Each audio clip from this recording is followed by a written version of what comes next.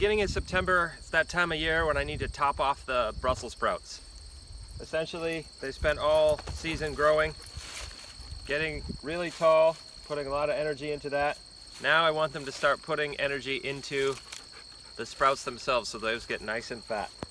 So what you need to do in order to do that is to cut off the top so they stop putting energy into growing tall. They'll scar over the top and then they'll start putting all that energy into the sprouts.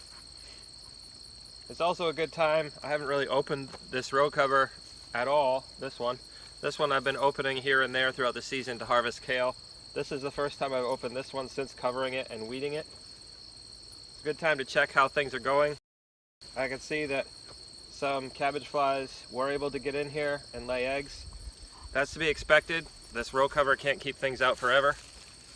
But the idea is hopefully that everything gets well established enough that it can grow through the pressure. And it looks like that's been the case. So we'll see how things are. I've got some broccoli that's ready in here, I noticed. So I'm gonna take a look under the row cover and get started on the Brussels sprout tops.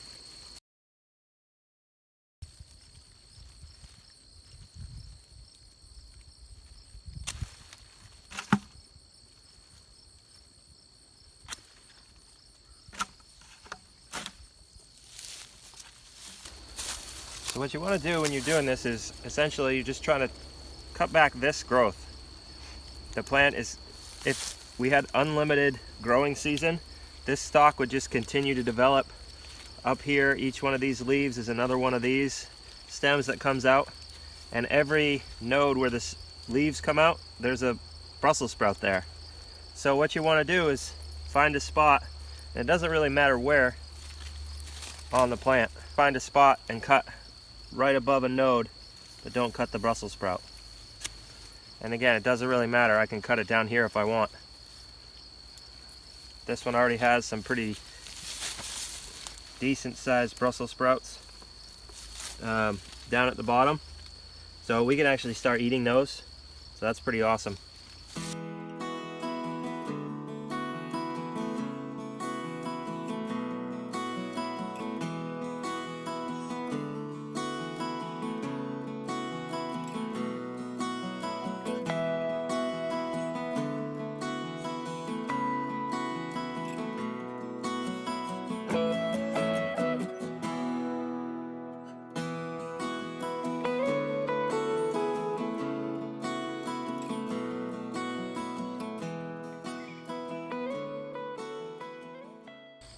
Everyone's got their rotten food smell that really sets them off.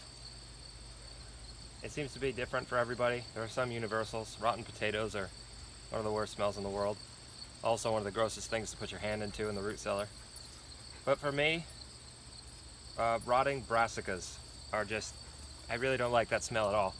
I've got a lot of Brussels sprouts here, some old cauliflower that I just pulled out. I missed this, matured and went past on me. So I cut it out of the brassica row.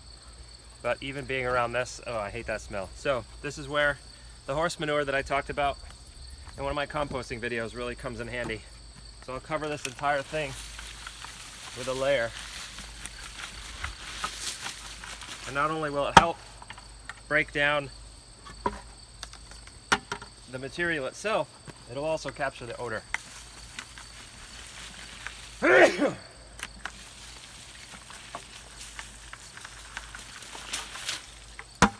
Need a couple more buckets, but that's kind of the idea.